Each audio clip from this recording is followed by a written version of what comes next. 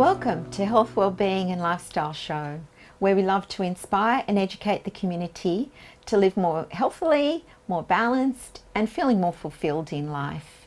And today for our first guest we have Michael Clark, who's a medical intuitive, and today he's talking to us about naturally healing medical conditions.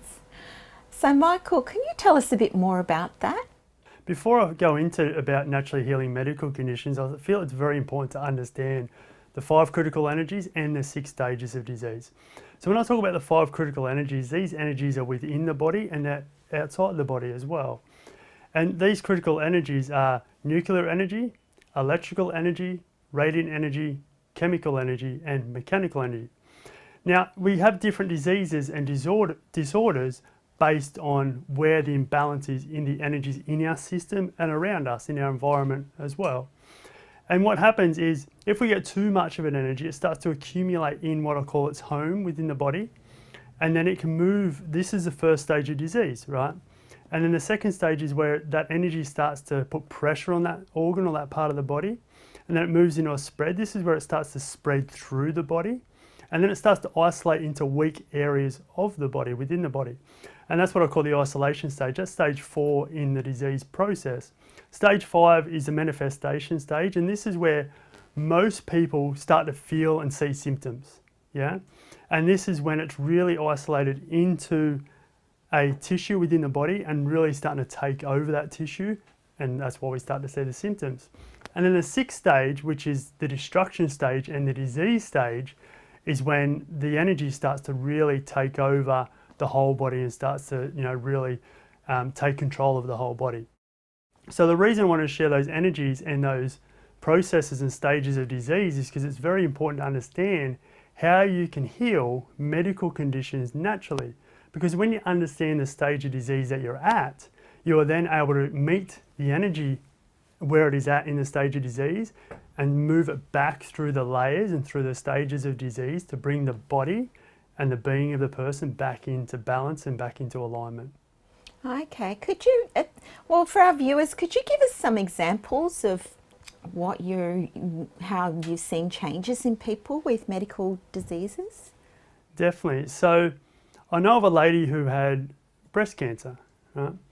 So that'd be the 6th stage of disease. Now, breast cancer is related to excess nuclear energy in the body, yeah? And what this lady did, she went out and did simple natural process to support bringing that nuclear energy and the whole energies in the body back into balance, and then also to step out of the disease stage and back to a place of alignment and back to a place of being in tune with herself. Now, all she simply did was change nutrition. So she changed what she was putting into her body. She changed her environment. So she was working in a very busy environment. She stepped out of that work environment. She changed what she was doing daily, so she wasn't pushing all the time. She started to relax and gave herself more time. And the last thing she did was she sat beside a tree each day and literally sat there with her eyes closed and said, "I love you cells, I love you cells, I love you cells." Did that for an hour each day. Within 3 months, she was able to move beyond what was diagnosed as stage 4 breast cancer to the point where people couldn't believe it happened. They seen it and believed it was a miracle.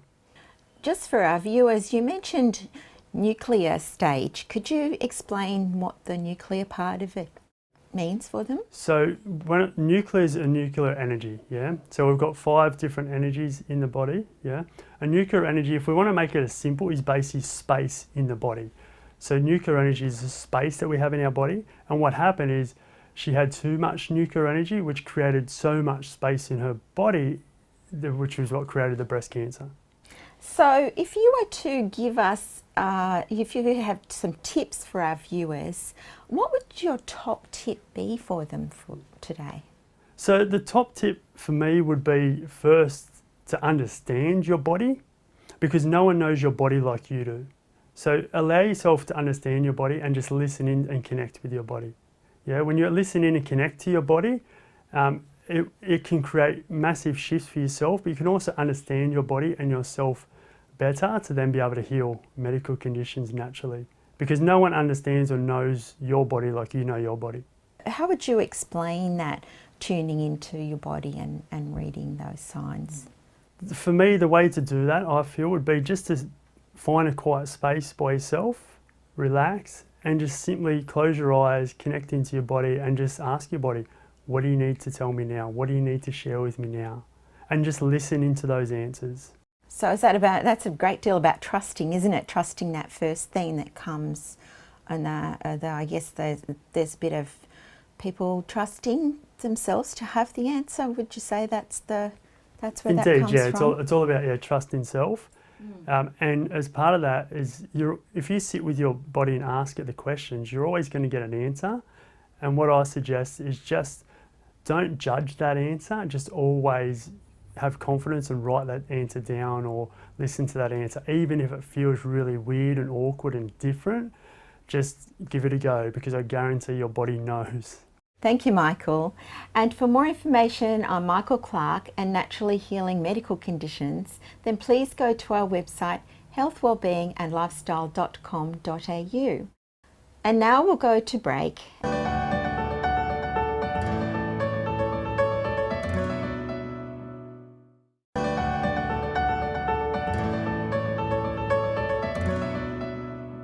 Welcome back, and now we have Dr. Zara Chelik, an integrative health and wellness expert, and she's talking to us today about gut health. So welcome, Zara. For our viewers, how would they know when somebody's having gut health problems? Yeah, absolutely. So I normally would recommend and encourage people to pay attention to the physical symptoms. So the symptoms are actually telling us and giving us feedback about what is happening internally in terms of gut health.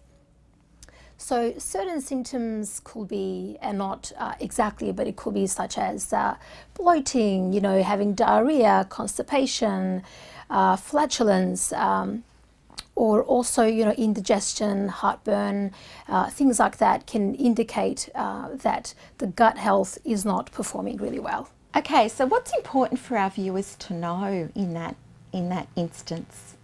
It is important that we recognize there are symptoms and our physiology is giving us feedback to let us know something isn't right. So consulting with your healthcare practitioner, maybe getting a stool test done to see the root cause of your symptoms. It could be maybe a parasite, again, it could be maybe candida yeast overgrowth in the digestive health.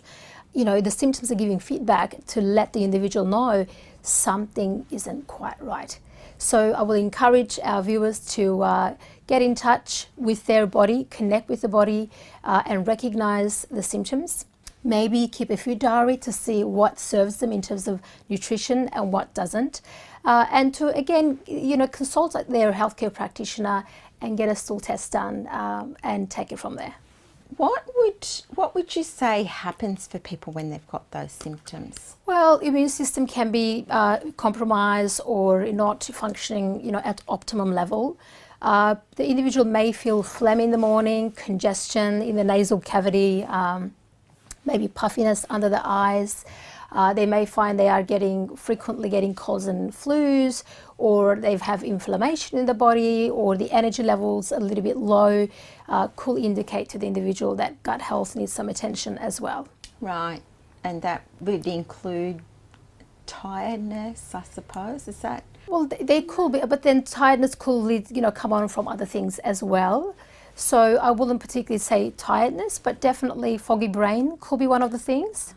If the person's feeling, foggy brain or a bit sluggish in terms of energy levels, the gut health again may play a role. Again, it's just more the physical symptoms, that food intolerance, that people think, oh yeah, I'm intolerant, I just, cut this food out. I encourage people to really get to know the root cause. That's what's really important. So we are not really depleted and the microbiome is functioning well and we're absorbing our nutrients. We're not having any deficiencies such as iron deficiency and things like that. In that regards, in that sense, it is important that people find the root cause. So nothing is actually eating our reserves and depleting us from our nutrients. would you suggest a particular type of nutrition for people with gut health problems? Yeah, so again, everyone's bio-individual. I will encourage everyone to connect with the physical body and see what really serves their by individuality, because there is not one particular food or nutrition fits and serves everyone's needs. So it is important that we connect with what we're eating and also seeing how that food serves us. Do we get certain symptoms to let us know that it doesn't resonate with our body? And if that's the case, that may not necessarily serve that particular individual. So bio-individual diet is what I actually encourage people to get onto. What would be the top tip be for people to bear in mind about gut health? Yeah, so keeping an eye on your stress levels, keeping an eye on how you are eating. Are you practicing mindful eating? Are you swallowing? Are you a quick eater? They all sort of play a role when it comes to taking care of our gut health. Not to eat with emotions is definitely a good tip, because we can go with our emotions and start eating, but it may not necessarily be the right thing at that time. So the body may be telling us something else. For example, somebody could be angry or upset, or stress can be a bit heightened, and they may sort of, go and suppress that with eating. And in that state, when we're eating in that stressful state, in that heightened state, the nervous system is not balanced. The parasympathetic nervous system is not active. The autonomic nervous system is imbalance. So if an individual eats in that stressful state, then really they are eating at sympathetic level, nervous system being overactive, in overdrive, which doesn't serve the body, which doesn't really serve the digestive health. So I will encourage people to really pay attention to their state when they're eating as well. Do you have any particular advice for our viewers just before we go to break? Absolutely. So connect to see what your body is telling you, and it is important that you pay attention and really respect your body, to really connect, to understand that your body is conveying a message to you, and that you do respect your body's needs and you act upon those symptoms. Thank you. And for more information on Dr. Zara and gut health, then please go to her webpage on our website, healthwellbeingandlifestyle.com.au. Next time, Dr. Zara will be back talking to us about how to detox your life. And after the break, we'll be back with George Tintillis talking to us about shifting out of depression.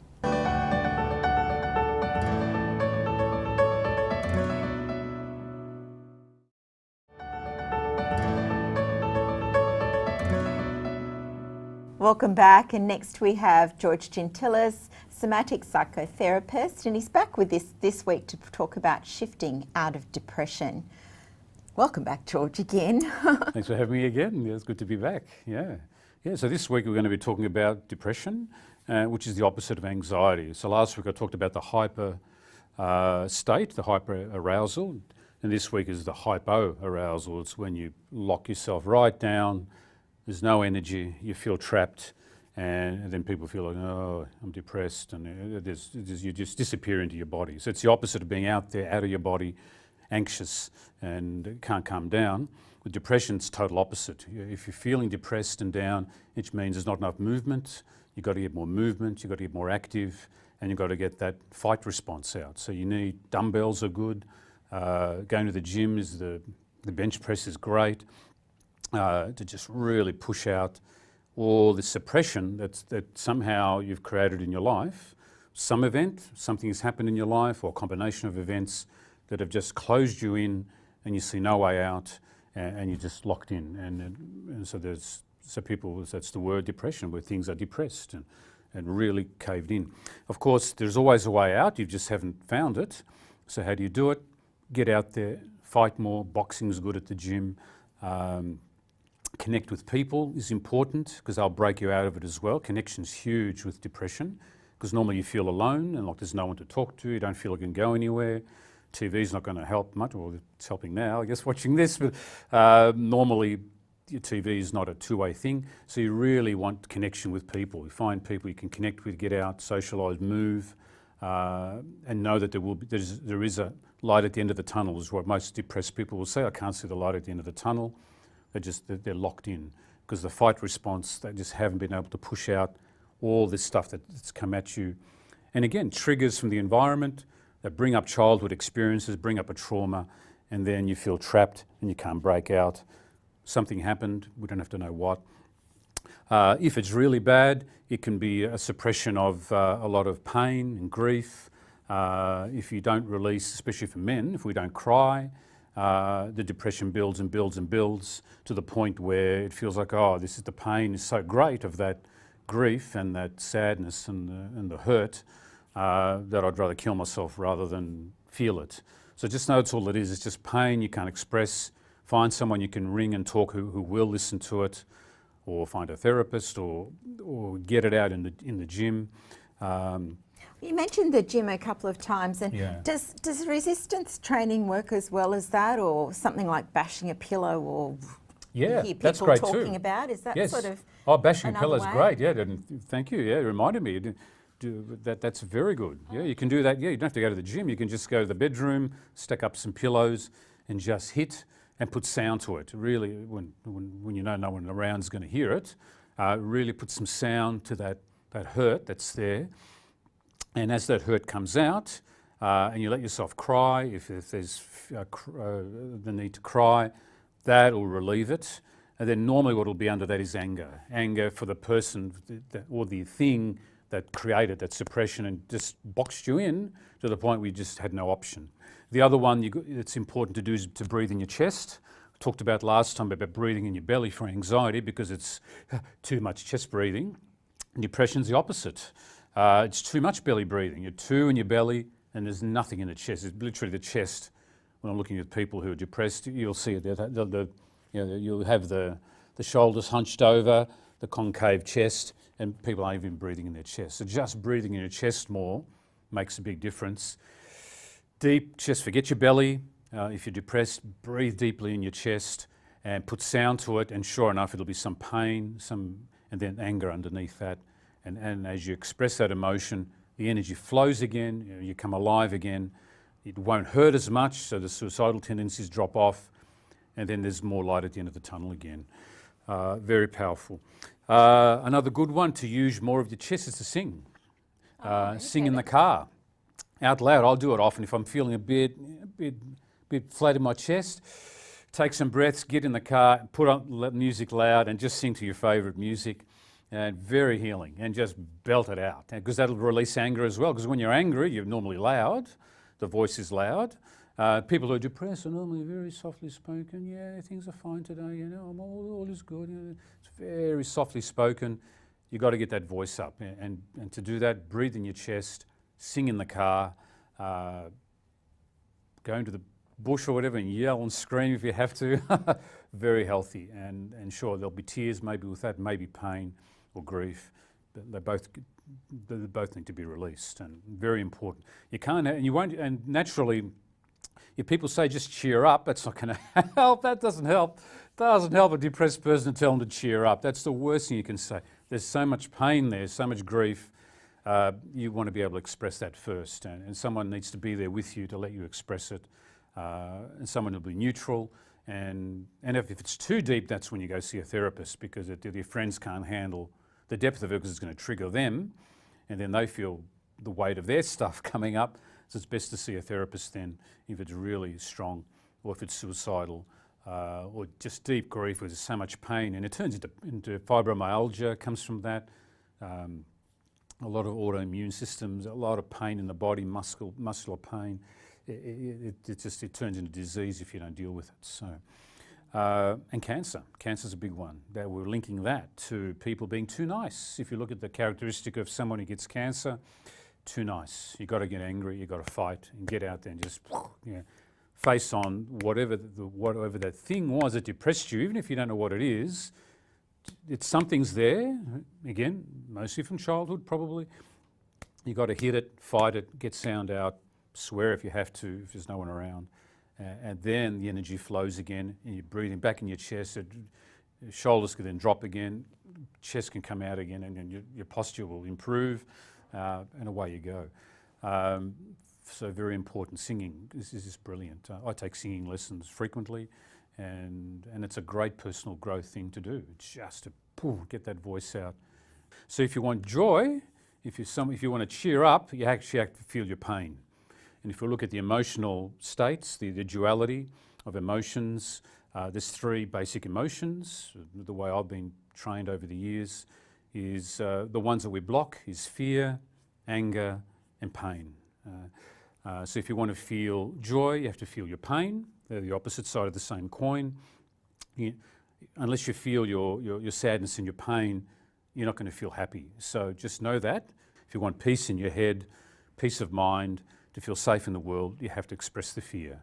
You can't go around trying to make yourself feel safe when all this fear's there. You have to accept it. And we talked about that at length last time. So. Fantastic. Yeah. Thank you, George. Yeah. Thank you.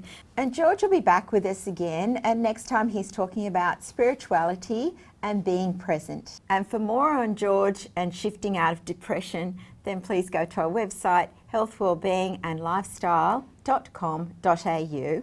And for now, we'll say goodbye and we'll see you back next week.